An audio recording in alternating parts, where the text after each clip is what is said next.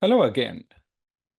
The macroeconomic picture we have presented in these videos suggests India needs to increase growth and create many more good jobs so that incomes are better distributed and growth is sustainable.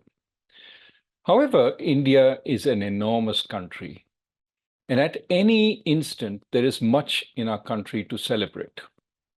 Before delving into the data on jobs and arguing that we need more good jobs, perhaps it's useful to talk about some entrepreneurs who are changing the face of the country by creating those very jobs. In our recent book, Breaking the Mold, we cover many such success stories, some of which I'll share with you in this video. The attempt here is not to suggest sab changa si, that is, all is well.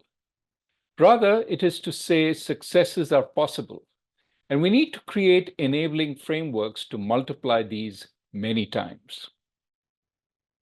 Let me start with the story of Mustafa and ID Fresh. Mustafa is the gentleman on the left. He's the son of a farm laborer who used to pick ginger roots. Mustafa failed in 6th class, dropped out of school, and joined his father in picking those ginger roots. A kind teacher, whom Mustafa calls Matthew Sir, came by the farm and encouraged Mustafa to come back to school. Mustafa went back and tried again, enduring the humiliation of repeating a grade and facing the taunts of his classmates. Eventually, he topped his class and headed to NIT to study engineering. He did very well, got a great job, and handed his first salary check of rupees 14,000 to his father, who thought it was his annual salary, so big was the amount. Mustafa went abroad for a few years and came back to India with the intent of starting a new venture. And to get the ideas, he joined IIM Bangalore. Mustafa saw an opportunity in making and selling fresh idli batter, packaged in a hygienic way and meant to last a few days. This would save women who wanted to make idli the grind, literally. So Mustafa set up a company that slowly developed the product, designed idli that would last a few days, packaged it, and started selling it, eventually capturing a large share of the market. He then expanded to many other fresh products. Today, ID Fresh employs more than 2,500 people. Mustafa shows the power of education in changing the fortunes of the poor, something which is going to be one of our proposed solutions to how we create more jobs. Next, we have the example of Piyush Bansal, the gentleman on the left here, and Lenskart. Piyush started off at Microsoft in Seattle in the US. He led a team which worked on the Save as PDF command in Microsoft Word that many of us have used. And nowadays, every time I use it, I think of Piyush. But Piyush wanted to do more, build his own Microsoft, for example.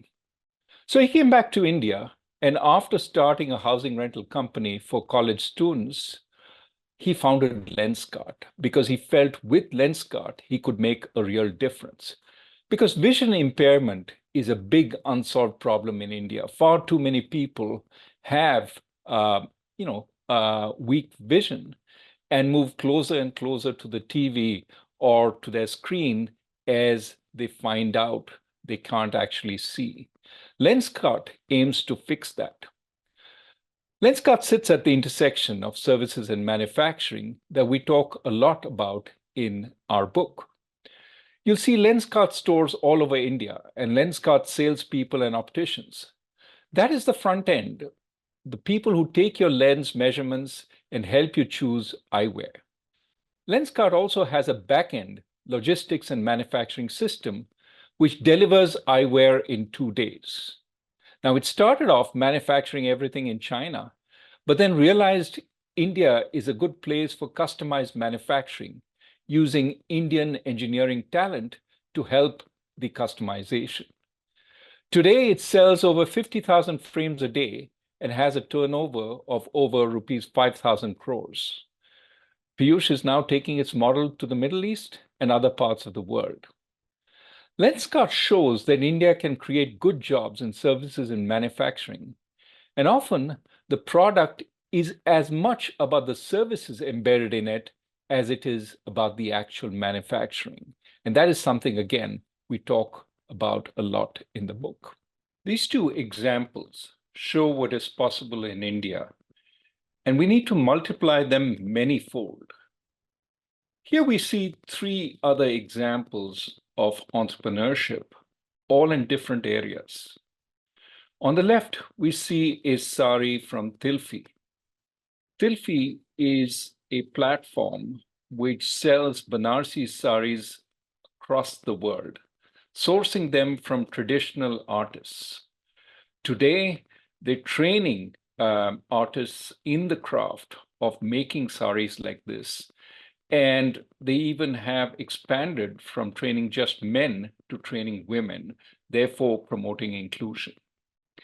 On the top right, you see a rocket made by Agnikul. Agnikul is based out of IIT Chennai's research park and makes 20 feet 3D printed rockets intended to launch small satellites. It is going to make its first launch in a few days. On the bottom, you see Orchids, the international school. Orchids is an entrepreneurial venture which aims to spread high-quality education across India. What they did initially was to script over 30,000 lessons, including detailed videos when they would be presented in class, presentations that the teacher would make, and homeworks that the teacher would give the students so that there would be a plan for every lesson. And this is a way of ensuring that the quality is uniformly high. And Orchids now reaches hundreds of thousands of students across India, giving them the kind of education they need to become the Mustafas of India in the future. So what is the bottom line of all this? India needs to multiply these success stories. The majority of good jobs in a developed India will be in the private sector. And therefore, it needs to educate, train, and skill people and ensure they have good health so that we have a large labor force that is employable, as well as many thousands of Mustafas who will give them the employment. In other words, a Viksit Bharat needs a Udyami Bharat, that is an entrepreneurial Bharat, which in turn needs a Shikshit Bharat or an educated Bharat, and a Swasth Bharat, that is a healthy Bharat. India can do it, but the next government has its work cut out, and it must focus on these basic elements. Thank you.